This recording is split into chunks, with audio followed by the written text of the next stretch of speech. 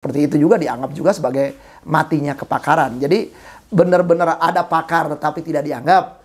Atau ada orang yang nggak pakar justru kita anggap gitu ya. Assalamualaikum warahmatullahi wabarakatuh. Waalaikumsalam warahmatullahi wabarakatuh. Selamat datang di podcast Bahlul Masail, di mana kita mempermasalahkan kebahlulan dengan cara yang bahlul bersama orang-orang yang bahlul. Sahabat cerdas, rahimakumullah, alhamdulillah ya. Pada kesempatan kali ini kita akan membahas tentang berbagai jenis kebahlulan. Nah, akan tetapi yang akan kita fokuskan saat ini adalah tentang matinya kepakaran. Nah, ini ya, sekarang ini kita ada fenomena-fenomena sosial bahwa yang lebih dipercaya adalah malah influencer yang belum tentu kepakarannya karena banyak followersnya, pengikutnya. Sedangkan ada yang betul-betul pakar, tapi karena followersnya sedikit, maka tidak dipercayai omongannya karena, wah, dikit nih followersnya. Nah, apa betul kata-kata beliau seperti itu? Nah, gitu ya, ini fenomena menarik. Kang Asep, menurut Kang Asep gimana nih tentang matinya kepakaran? Ya, matinya kepakaran itu sebuah buku yang diterjemahkan dari karya Tom Nichols ya. Buku aslinya berjudul The Death of Expertise ya. Itu di Gramedia kayaknya terjemahannya tahun 2018-an lah itu. Baru dong. Belum lama ya, jadi buku itu ya, tapi buku versi aslinya mungkin lebih lama dari itu. Di dalam buku itu sebenarnya yang diceritakan oleh Tom Nichols ini adalah fenomena kelakuan manusia ya, yang seringkali adalah orang menganggap dirinya pakar lah. Jadi saya yang nggak punya pengetahuan, saya yang nggak mempunyai ilmu, saya yang nggak pernah melakukan penelitian, tapi saya mempunyai keyakinan yang yakin seyakin-yakinnya gitu ya tentang sesuatu ya, tanpa penelitian, tanpa fakta, tanpa apapun gitu. Nah, dan itu cukup banyak, misalnya gini, di dalam buku itu dinyatakan misalnya pada waktu HIV/AIDS itu ada gitu ya. Itu kan banyak yang melakukan penyangkalan-penyangkalan. Nah, yang penyangkalan-penyangkalan itu sayangnya tidak menyangkalnya dengan penelitian. Nah, tetapi mereka kemudian orang-orang yang menyangkal ini, wah, suaranya keras segala macam, sehingga HIV atau AIDS itu dianggap bohong lah awalnya. Tapi lama-kelamaan ketika mereka melihat ada buktinya, ada faktanya, dan ini sikap mereka berubah.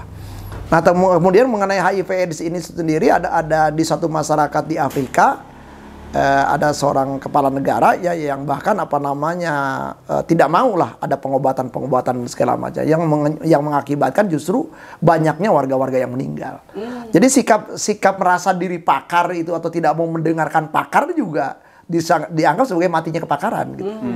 Jadi pakarnya tidak dianggap, kemudian pendapat kita yang dipandang benar, kemudian kita berfokus kepada pandangan kita, itu juga seperti itu juga dianggap juga sebagai matinya kepakaran. Jadi benar-benar ada pakar tetapi tidak dianggap, atau ada orang yang nggak pakar justru kita anggap gitu ya, padahal juga keliru gitu ya.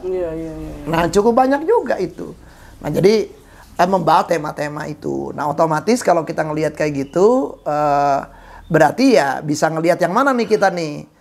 Ada orang yang pakar tapi tidak tampil sebagai pakar, ya kan?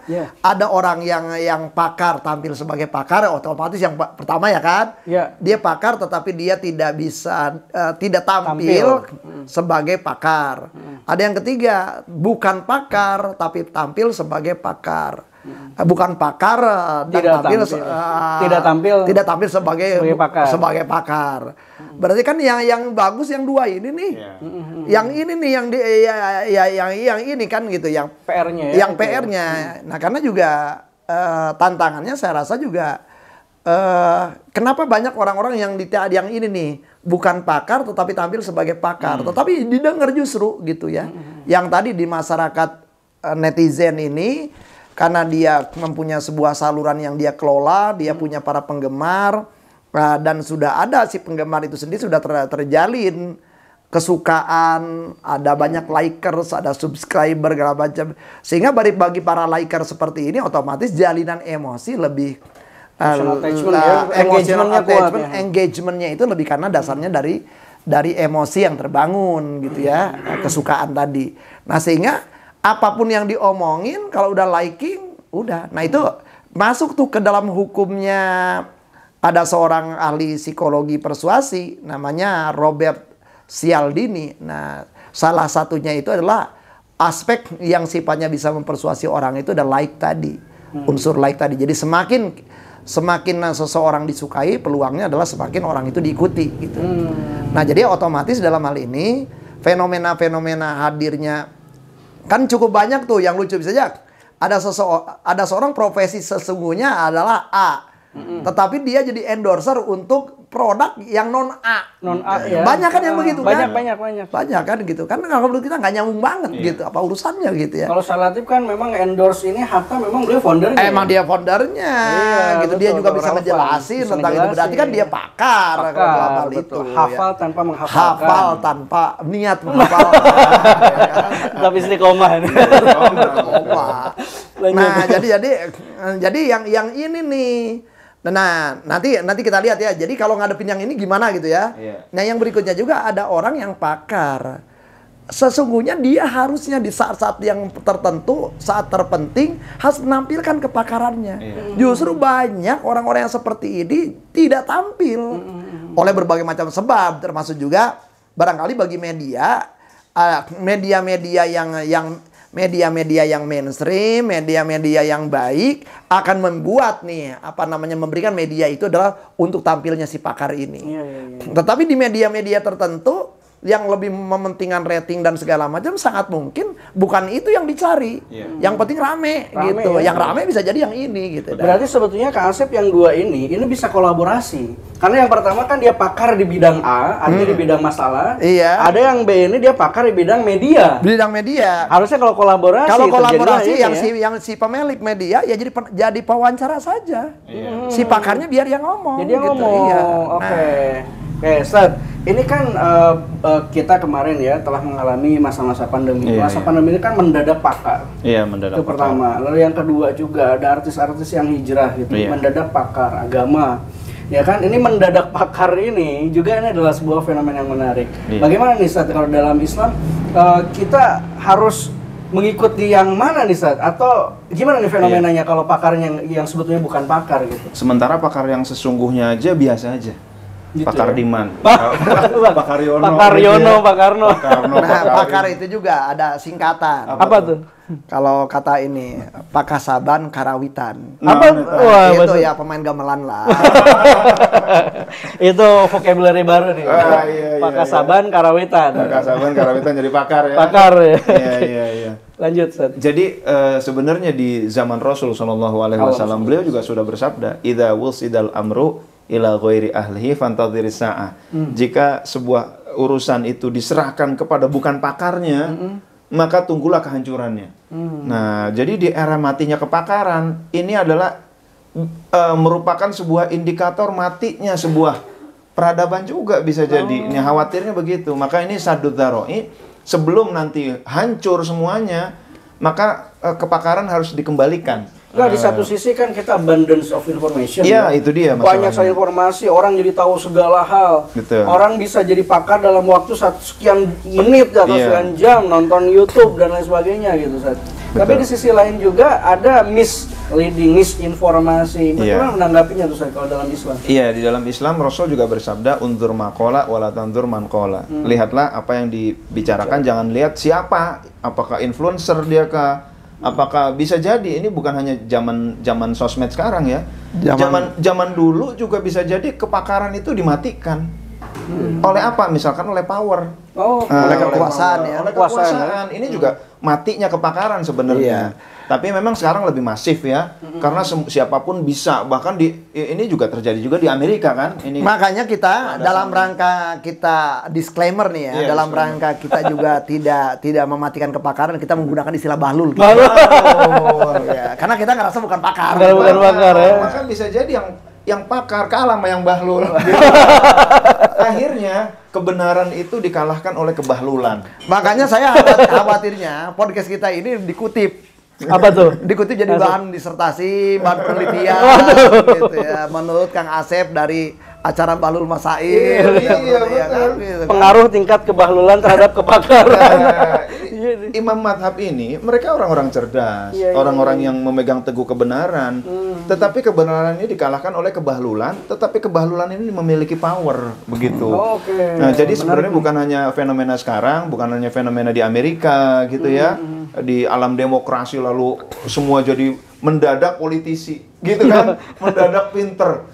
Zaman COVID mendadak dokter, begitu kan? Ya itu kan sama saja dalam sebuah kisah tentang baginda Rasul ya. Iya, betul. Kan juga di zaman Rasul tuh kan juga ada peneliti nih, ada peneliti yang melakukan penelitian, ada orang yang kualitas pribadinya seperti Rasul.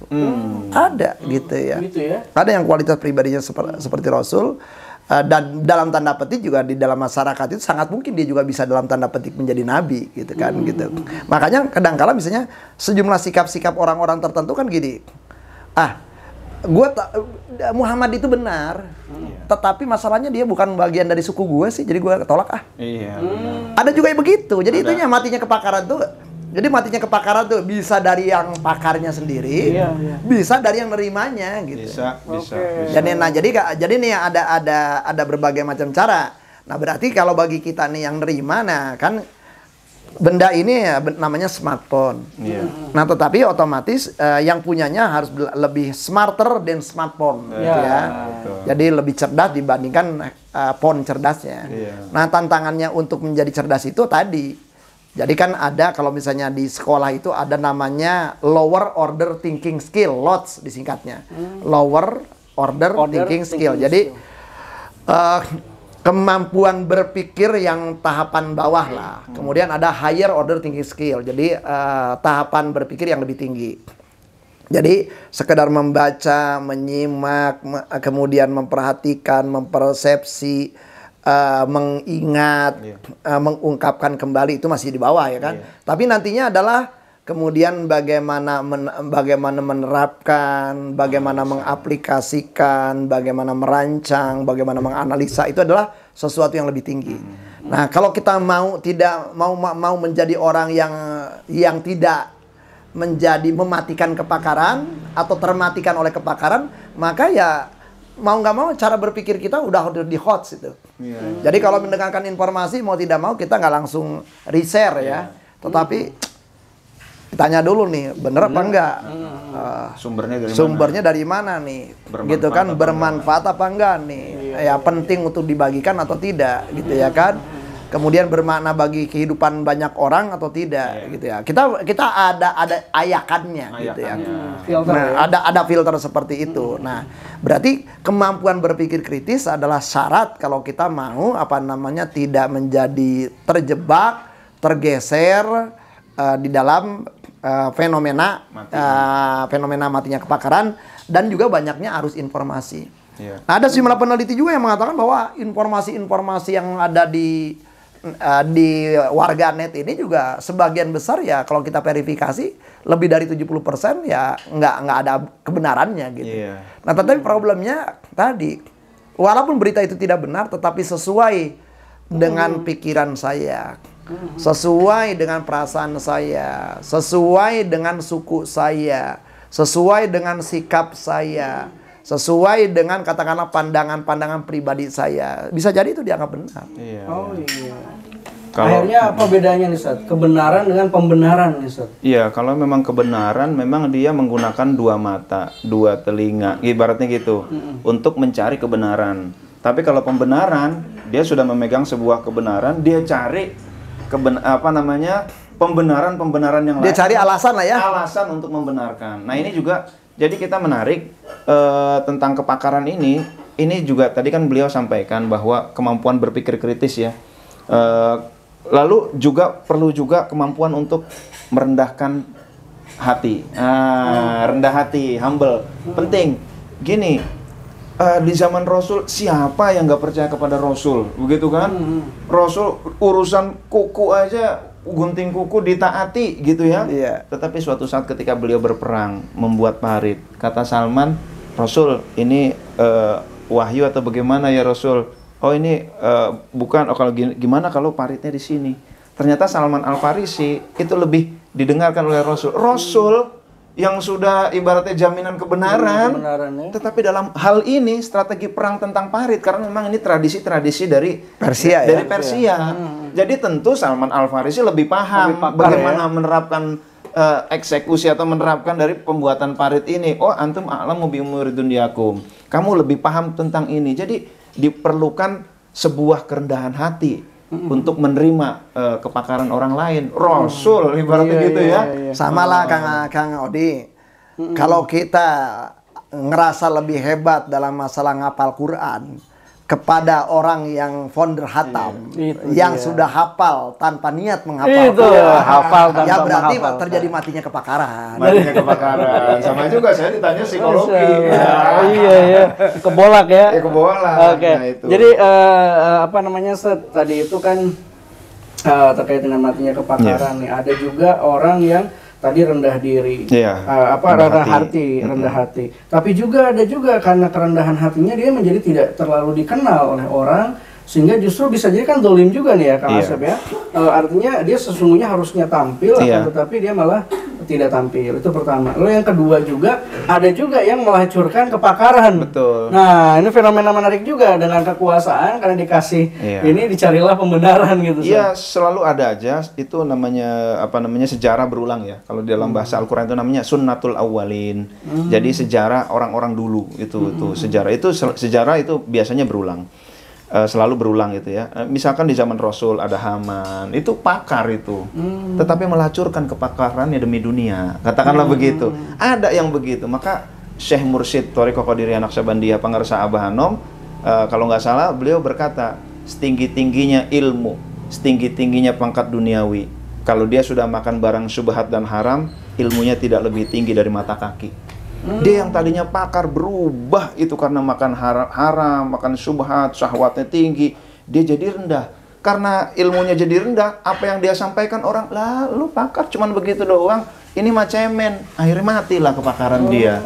Nah jadi yang tadi disampaikan, lalu juga bagi pakar yang benar, lalu ketika dia diam, ini juga berdampak juga di akhirat. Buat apa Allah kasih kepakaran kalau cuma diam doang? Nah jadi nanti aku kasih ilmu buat apa? Aku cuma diam ceder begitu kan? Itu akan dihisap, itu emang kepakaran itu nggak dihisap. Kepakaran bukan milik dia, kepakaran milik Allah.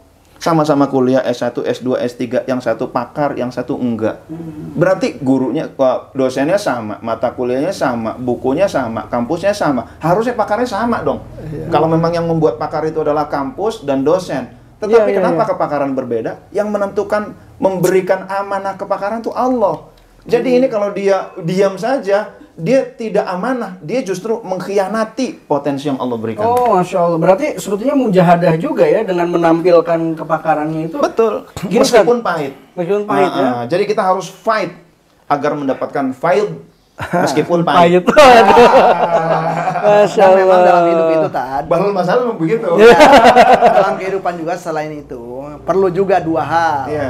Gimana? Tulus dan nothing tulus. Oh itu. Gimana Kang Asep? Ini lebih Nggak usah diperjelas lagi. diperjelas, tadi aja Entar diperjelas. tulus, nothing tulus ya. Nothing tulus aja udah gitu Oke, ya kan. Artinya ya yang penting saya sudah menyampaikan gitu ya. Oh iya, nothing dan tulus ya. ya kan kadang-kala nih tadi sejumlah orang-orang tertentu yang pakar itu sangat mungkin ya enggan gitu, karena bisa jadi apa yang dia sampaikan itu adalah bertentangan dengan pandangan umumnya publik. Betul. Nah, misalnya Gus Dur. Dan kita menemukan istilah untuk orang-orang yang gini namanya nyeleneh. Nyeleneh. Iya. Nyeleneh, itu nyeleneh atau bahasa lainnya mahiwal bahasa Sundanya kan. Yang Orang trik, yang ya? nyeleneh dan mahiwal ini adalah orang yang siap berbeda pandangan dengan kebanyakan pandangan umum. Betul. Karena dia tahu bahwa pandangan umum belum tentu benar gitu.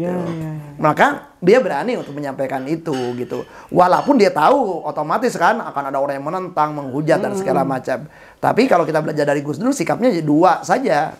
Saya tulus menyampaikan kebenaran, dan kalau toh orang mereka nggak nerima, saya nothing tulus. Nggak ada rugi apa-apa bagi saya gitu. Itu dia keren. Begitu ya. aja kok repot. Gitu aja kok repot. Saat yang terkait kepakaran, kan Imam Syafi'i juga pakar ya dalam madhab. Itu ada satu ketika kan beliau itu nggak sholat tahajud tuh. Iya. Gimana tuh saat kisahnya tuh? Iya, jadi suatu saat ini unik ya. Ini untuk para pakar ya, Iya, bukan iya, untuk iya. saya nih. Yang baru ya. Jadi suatu saat ada orang ketika Imam Syafi'i itu menginap di tempat Imam Maliki. Iya. Lalu orang itu melihat Imam Syafi'i ngapain lagi habis sholat Isya dia tiduran manum ke atas gitu, nggak tidur. Terus wah nih barangkali lagi ntar. Ternyata tidur kali, sebelum tidur ternyata nggak tidur juga. Terus mungkin tanggung kali nggak bisa tidur, ntar paling sebentar lagi tahajud. Nggak tahajud terus sampai subuh. Pas sampai subuh ternyata beliau sholat. Sholat subuh aja. Sholat subuh. Tanpa tahajud. Tanpa wudu. Iya. Lah, ini udah bengang-bengong, pelanga-pelongo, sholat subuh nggak pakai wudu. Menurut orang yang nggak pakar, yang bahlul. Yang bahlul ya. Ternyata Imam Syafi'i pasti tanya, wahai Imam Syafi'i, kenapa engkau begitu? Ini tempat-tempat berkah, tempat Imam Maliki, tempat guru saya. Maka semalam saya mendapatkan ilham, saya memikirkan beberapa masalah-masalah yang nggak ketemu. Tetapi ketika saya berpikir, mempertimbangkan dan lain sebagainya, saya ijtihadlah di situ Imam Syafi'i. Ternyata bengang-bengong yang kata orang bahlul itu lagi ijtihad itu. Badlul wus'i, lagi mengeluarkan, mengeksplorasi seluruh kemampuan, namanya ijtihad itu ya. Mengeksplorasi seluruh kemampuan, diemnya itu eksplorasi itu. Itulah kalau pakar ya. Iya. Diemnya eksplorasi seluruh kemampuan, akhirnya terciptalah beberapa jawaban-jawaban yang selama ini nggak terjawab. Dan memang buktinya sholat subuhnya nggak wudu lagi, karena memang masih ada wudunya. Wudu Isya, dia nggak tidur, belum batal. batal. Sholat subuh dengan wudu Isya, begitu ya. Kalau saya sholat subuh wudu Isya, Isyanya telat. Habis nonton Liga Champions. Habis nonton Liga Champions. Tapi ini tidak berlaku buat orang-orang bahlul. Don't try this at home. Jangan, wah saya mikirin fikih begitu kan. Enggak tahajud terus siapa? Iya. Itu kan. Bukan Imam Syafi'i. Nah, kan syaratnya begini ya. Kalau Imam Syafi'i itu kan apa yang diucapkan orang, apa yang ia pikirkan itu ingat semua. Iya, Imam Syafi'i ketika saat itu di tempat Imam Maliki, di tempat yang berkah, sholatnya oke, dapat pahala sekian. Tapi dia memikirkan masalah fikih ribuan tahun bisa jadi itu masih bermanfaat. Nah itu dan jadi jariah ya. Jariah. Kalau beliau tahajud, memilih tahajud itu bermanfaat hanya untuk dirinya. Iya, untuk dirinya saat itu ya. Tapi kalau ini itu bermanfaat menjadi jariah tadi kata beliau ya, pasif pahala beliau. Nah, ini berlaku untuk pakar, tapi jangan coba-coba ya buat kita yang bahlul-bahlul gitu ya. Bisa jadi qiyamul lail kita itu jauh lebih bermanfaat daripada memikirkan ilmu yang nggak kita punya ilmu. Iya benar. Mikirin apa orang kita kagak punya ilmu. Betul. Kita nggak dalam. Imam Syafi'i Badlul Wus'i, beliau ijtihad, modalnya lengkap gitu ya. Nah kita kagak punya modal, ijtihad apaan gitu kan. Iya. Tetapi ya itu sebuah contoh ekstrim dan itu pun nggak dilakukan tiap malam oleh Imam Syafi'i. Iya. Dan itu juga untuk mengajarkan kita berhusnudzon. Berhusnudzon. Kenapa? Ketika ngelihat orang lagi bengong, lagi kayak Imam Syafi'i. Jangan-jangan. Jangan-jangan pakar ya. Tapi penting juga tahu sejarah orang itu sebelumnya. Kalau sebelumnya orang itu katakanlah dia lagi habis di PHK ya, bengang-bengongnya masa dia kan cerita lain gitu kan. Iya. Jadi memang ini tentang kepakaran ini memang menarik ya di dalam dunia netizen ini, di dalam dunia digital ini ya. Jadi tantangan di dunia digital ini memang adalah bagaimana kita itu adalah menjadi kritis terhadap informasi. Betul. Jadi kita harus pertama adalah mengetahui apakah informasi itu benar. Jadi kita harus mempunyai kemampuan untuk melakukan verifikasi informasi. Kita juga harus mempunyai kemampuan juga untuk konfirmasi informasi itu. Nah sehingga sikap tabayun itu perlu dilakukan. Gitu. Nah sayangnya memang dunia perpolitikan di kita itu memungkinkan orang-orang yang tidak pakar jadi pakar juga, betul. Gitu ya. Maka kita lihat banyak kelucuan-kelucuan lah pada waktu perpolitikan dari mulai pilbub, pilwalkot, pilgub sampai pilpres gitu kan, banyak tuh tampil yang sebenarnya bukan pakar gitu ya, tapi mereka tampil di publik karena suara mereka dalam tanda petik banyak didengar orang gitu. Nah kalau kita misalnya saja ngelihat televisi atau membaca meme gitu ya, atau membaca Twitter, atau membaca misalnya saja pernyataan status di Facebook tanpa adanya daya kritis, ya peluang kita menjadi orang-orang korban dari bukan pakar adalah besar. Maka tadi selain ada pilgub, pilpres dan sebenarnya ada pilus. Apa tuh? pemilihan ustadz. Jadi kalau mau nonton itu lihat ustadznya. Iya. Pesantrennya 20 tahun apa pesantren kilat? Enggak, pesantren YouTube, pesantren Google. Iya. Iya ya, itu dia. Perlu pilus lah gitu ya. Pilus ya, pilus. Tapi hati-hati juga saat kalau pilusnya yang memilihnya juga bukan pakar, Iya. ustadznya yang dipilih, yang direkomendasikan yang bukan ustadz. Yang penting seru. Nah, karena itu memang terlepas apapun kan di pemerintah kita juga ada Kementerian Agama juga udah pernah menggodok ya bahwa ustadz-ustadz yang ceramah juga ya wajib memiliki standar minimum tertentu. Sebenarnya itu lebih juga dalam rangka itu. Artinya kredibilitasnya adalah terjaga lah. Iya. Nah, itu kalau di Singapura ini dari Ustadz Ali Singapura ya. Beliau wakil talqin dari Pondok Pesantren Wilayah. Kebetulan beliau juga diangkat oleh Kementerian Singapura itu sendiri adalah sebagai pilus tadi. Orang yang ada di balik itu. Karena apa? Karena yang namanya Kementerian Singapura itu kan negara kecil, negara pulau kecil gitu ya. Paling 6 juta ya. Ya, kemudian kalau misalnya masyarakatnya kacau atau chaos gitu ya, itu bisa rusak gitu karena ekonomi mereka dibangun oleh jasa. Maka diperlukan gitu orang-orang yang ceramah-ceramah pun juga adalah orang-orang yang kredibel.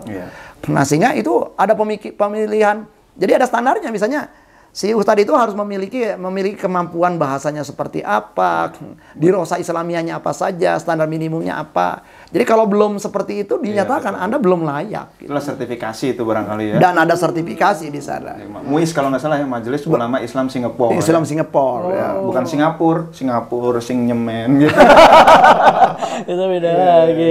Masya Allah, luar biasa sekali nih sahabat cerdas ya. Jadi kita sudah tahu nih sekarang ini memang ada era, kalau kata Alvin Toffler ini adalah buta huruf di zaman abad 21 ini bukan tidak bisa membaca menulis, akan tetapi tidak bisa memilah dan memilih informasi terkait dengan abundance of information. Nah, jangan sampai kita sahabat menjadi bahlul seperti kita.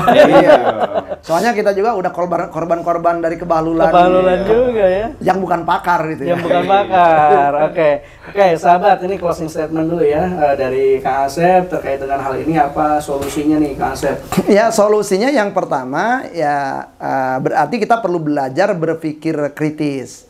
Belajar berpikir kritis itu berarti tadi menggunakan tadi tuh kemampuan menganalisa, memverifikasi, mengecek, termasuk juga seberapa kebermanfaatan gitu. Kalau ini di-share, seberapa ini adalah menjadi juga apakah ini lebih banyak manfaat atau mudorot kalau di-share. Nah, itu berarti ada tema-tema pertimbangan.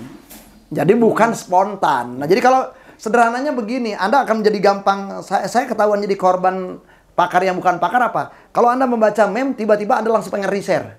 Oh iya. Nah, kan sering kita gitu. Wah, nah, keren nih, lucu nih. Lucu nih, set. Nah, berarti ya Anda udah peluang jadi korban yang bukan pakar besar.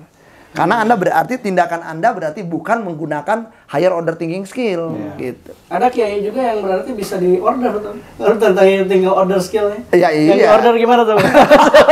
Tadi kita ada obrolan itu juga tuh kayaknya tuh. Ya, tetapi itu tidak dibahas saat ini. Tidak dibahas saat ini. Ada saatnya akan tiba. Oke, semua akan indah pada saatnya.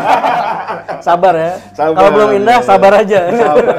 Gimana saat closing statement dari Ustaz? Ya, jadi kita daripada merasa tahu, mendingan tahu merasa. Ya, kita tahu merasakan. Lalu untuk untuk mendapatkan kebenaran kita perlu merendahkan diri. Kita perlu merendahkan diri dan juga kita perlu tahu juga bahwa semua yang kita lakukan itu dihisab. Jadi termasuk ada wah ini gue banget nih, gitu kan? Main share aja, nanti share ini dihisab semua, nanti di tracing sama malaikat. Ini dapetnya dari mana? Dia tersesat bagaimana? Dia kok bisa mati begini? Pakai resep dari ente, gitu kan? Ente ini yang nge-share dapat dosa. Lalu yang pertama kali membuat pabrik hoaxnya juga dosa juga. Jadi semua itu akan diminta pertanggungjawabannya, termasuk share-shareannya kita. Termasuk bagaimana kita akan diminta pertanggung. Kenapa itu kamu itu pilusnya nggak bener gitu ya?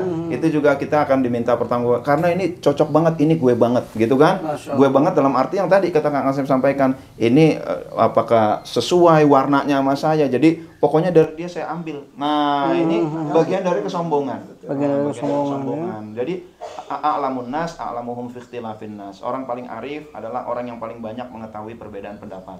Ketika ada perbedaan pendapat, kok dia beda? Kenapa ya? Cari tahu gitu. Jangan kenapa, pokoknya selain saya salah. Nah, ini kesombongan. Dan ini orang yang sombong ini dia tidak akan mendapatkan kebenaran. Ya, jadi intinya cari tahu juga. Termasuk juga kenapa kok bisa hafal tanpa menghafalkan ya. Itu Kang Asep, hafal tanpa menghafalkan. A priori dulu. Gitu. Kenapa hafal tanpa Tetap basic. Enggak, ini kayak terus-terusan bakal terus-terusan. Gak apa-apa, sahabat cerdas ya. Jadi ternyata cari tahu dulu kenapa kok bisa. Ternyata hafal tanpa menghafalkan. Maka bisa ya sahabat semua, di-download aplikasinya, klik link di bawah ini. Nanti kalau misalkan di situ ada FAQ-nya, silakan hubungi kami juga. Nah, ini podcast ini insya Allah bermanfaat ya, dan semakin lama nanti mudah-mudahan kita juga doakan oleh sahabat cerdas agar terbebas dari kebahlulan. Nah, begitu ya. Oke, sampai ketemu di episode berikutnya. Silakan like, silakan komen, dan jangan di-share kecuali memang benar-benar bermanfaat. Share sebanyak mungkin. Mari kita tutup podcast ini dengan bacaan hamdalah. Alhamdulillahirabbil alamin. Assalamualaikum warahmatullahi wabarakatuh. Waalaikumsalam warahmatullahi wabarakatuh.